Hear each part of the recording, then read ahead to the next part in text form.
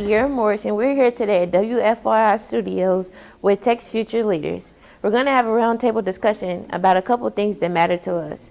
So our first group here is discussing student-teacher relationships. So let's head over and see what they're about.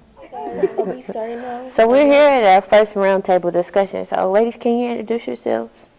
Hi, I'm Bernasia. Hi, I'm Tiffany. Hi, I'm Rebecca. My name is Graciela.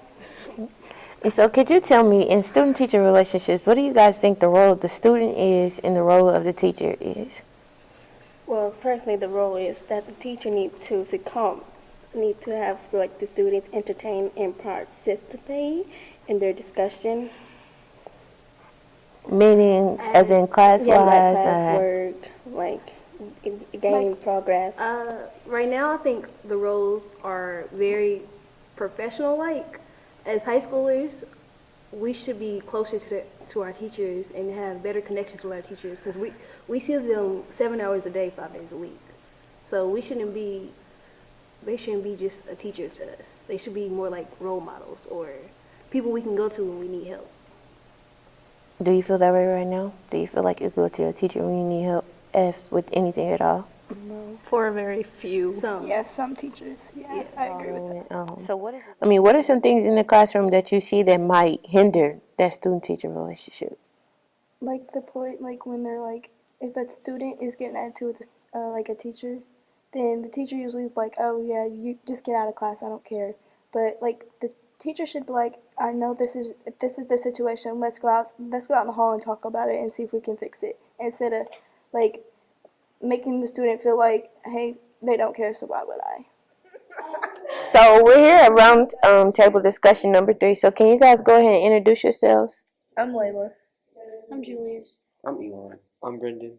Okay. And so the topic on the table is violence. So can you tell me how in any way, if it has affected you at all?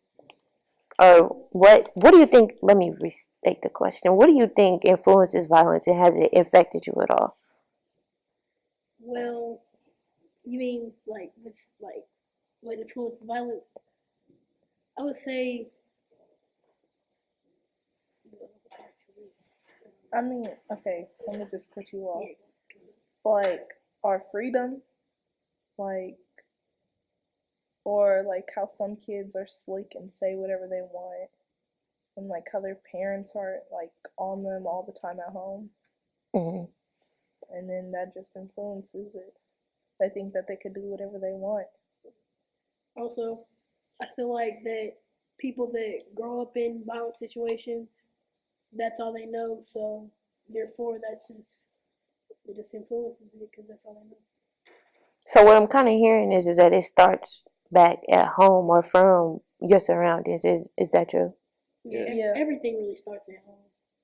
So people say that if you come to school and you're kind of acting up, it reflects back on your parents because it does. Because if your parents didn't teach you to cuss out teachers, so therefore everything reflects back on your parents and how you grew up. If it gets too out of hand, have the parent come to counseling too. Mm-hmm. And then they could just have a session about why the kid's being bad and everything.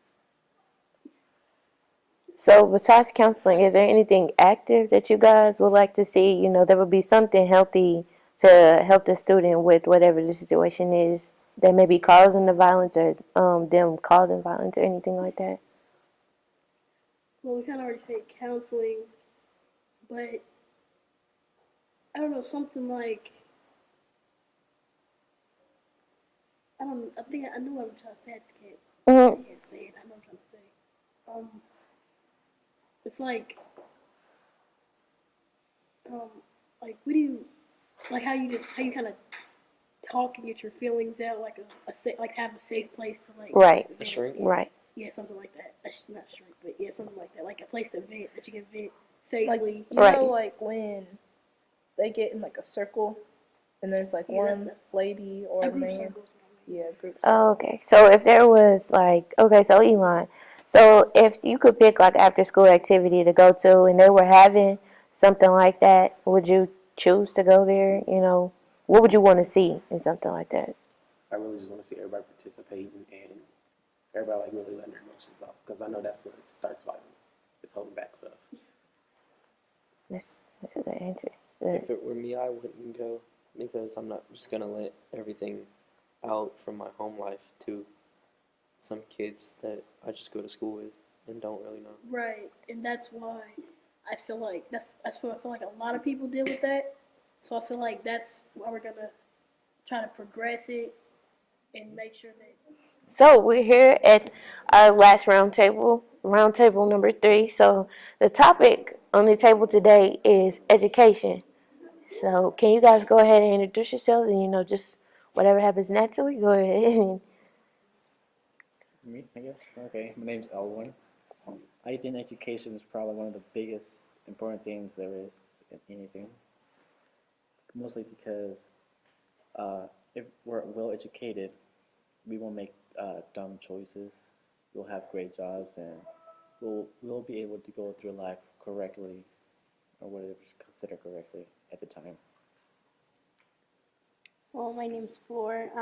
I believe that the education we're getting isn't what we'll need in the future. Like, they're not teaching us the things that we'll need, like tax information, how to do our taxes, how to balance a checkbook, that kinds of things that we're going to use as we grow older and we're more independent and not so much as a minor. So once we grow older.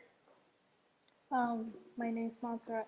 I think education is one of the roots to everything that happens in our life as we grow up. My name is Jocelyn. I want to add on to what Floor said, that we really need to get educated on things that we are actually going to use in life, because many of us aren't being taught the things that we really need, like what she said, like how to do taxes. In other countries, they're teaching kids at a young age how to like cook for each other and work together, and also learning about different cultures, because what I've noticed here in the US, everyone's kind of ignorant and not accepting of other people. So it would be better if we get educated more on like working together and being accepting on cultures, and also being taught things that we'll really need in the future, so that we can be better people, and so that our society will be a little bit better than what it is now. Because I really think that we shouldn't be just learning about here, like all the history that's here, since this is like a new century. We're all like working in the outside world. That's what we're aiming for. It's like a competition between other countries and us.